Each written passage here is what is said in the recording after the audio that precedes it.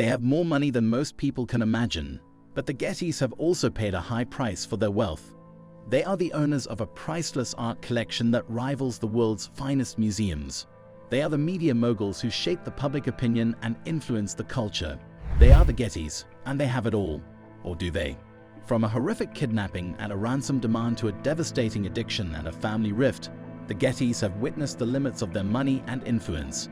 In this video, we will take a look at the Gettys and see how their billions couldn't save them. In 2015, this family's wealth amounted to $5.4 billion, and today has grown to a substantial $6 billion. The intriguing journey of their fortune can be traced back to the wise decisions of George Getty, a lawyer who transitioned into an independent oilman in 1904. In the autumn of 1914, George provided his son with $10,000 to invest in expanding the family's oil field holdings in Oklahoma. Little did he know, this act was sowing the seeds of generational wealth, even though, ironically, it didn't translate to an easier life for the family. The turning point came when George's son, J. Paul Getty, acquired the Nancy Taylor No. 1 oil well site near Haskell, Oklahoma. This investment proved to be a game changer. By August 1915, the well struck oil, and by the following summer, the 40% net production royalty had already made him a millionaire. Fast forward to 1957, and Fortune magazine dubbed Jean Paul Getty, the son of George Getty, as the wealthiest living American. In 1966, the Guinness Book of Records declared him the world's wealthiest private citizen, estimating his net worth at $1.2 billion, which, adjusted for inflation, would be roughly equivalent to $7.8 billion in 2021. His wealth continued to grow, and at the time of his death, he was worth over $6 billion, which would be roughly $23 billion in today's valuation. However, J. Paul Getty was an enigmatic figure. Despite being one of the richest individuals globally, he was known for his extravagant lifestyle and, interestingly, his penny-pinching tendencies. Getty got married 5 times and had 5 children.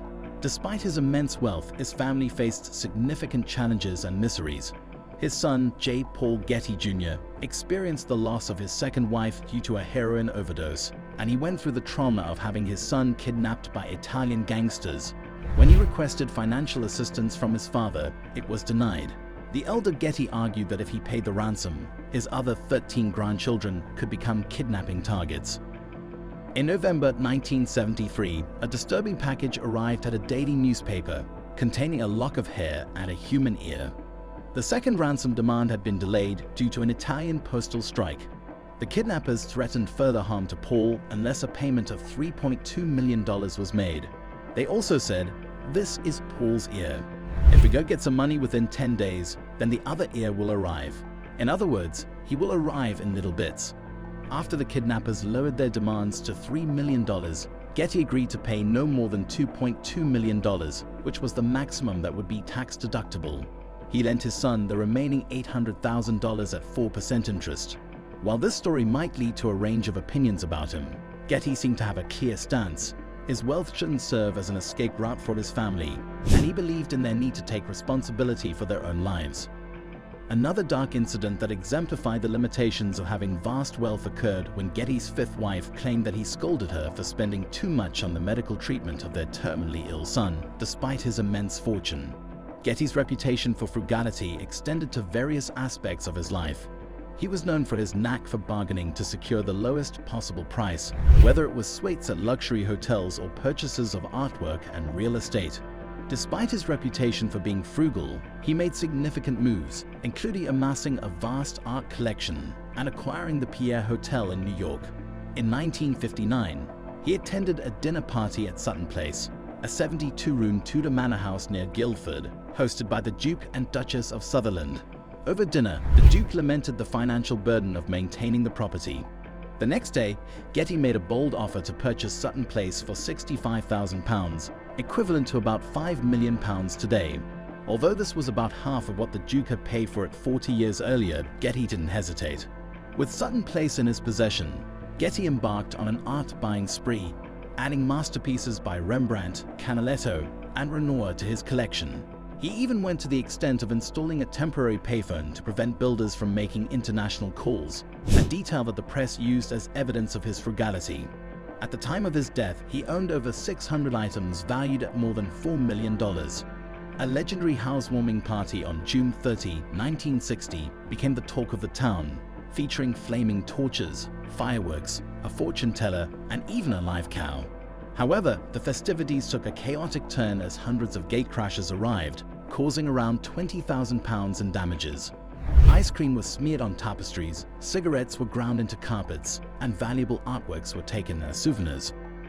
While the media described it as the party of the century, rumors suggest that the reality was quite different. Party guests were irked by Getty's frugality, with essentials like cigarettes missing, and guests relegated to using portable toilets outside. The evening descended into chaos as party crashers from London swarmed the already overcrowded halls. What do you think about this family? Let us know in the comments section below. Also, the relationships in this family remained strained. The four remaining Getty sons, George, Ronald, Paul, and Gordon, felt the weight of their father's indifference, contempt, and hostility. Getty wasn't particularly supportive either, ridiculing Ronald's aspirations to become a film producer and facing legal battles with Gordon, who sought a larger share of the family trust fund. Despite his vast wealth, Getty was never able to maintain a lasting marriage. He expressed regret for his failed marriages and expressed a willingness to trade his millions for one successful long-term relationship. In his final days, his billions didn't seem to make a significant difference to his family members. Surrounded by hopeful women, Getty provided varying levels of financial support, with only Kitson receiving a substantial bequest upon his death. As for the fate of his property, the bulk of his estate was given to the Getty Museum. His children inherited billions through a trust with stakes in Getty Oil. This was later divided when son Gordon Getty orchestrated the sale of Getty Oil to Texaco in the late 1980s. In 1983, Forbes magazine ranked Gordon Getty as the richest person in America, with a net worth slightly over $2 billion. His net worth was estimated at $2.1 billion in 2020, making him the 391st richest person in the United States.